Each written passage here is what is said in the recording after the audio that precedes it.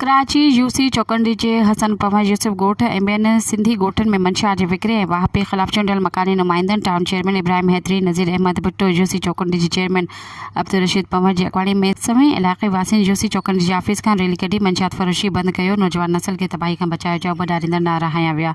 Rally मुख़्तलिफ़ रस्तनि खां थींदी जोगी मोड़ वटि पहुती, जिते धरणो हयो वियो। इन मौक़े ते अॻवाननि चयो त यूसी चौकंडी जे हसन पवर ॻोठ ऐं ॿियनि ॻोठनि में मंशियात जो खुलेआम विकिरो ऐं वाहपो जारी आहे। नौजवान मंशियात जो शिकार बणिजी ॾोहारियुनि सरगर्मियूं करे रहिया आहिनि।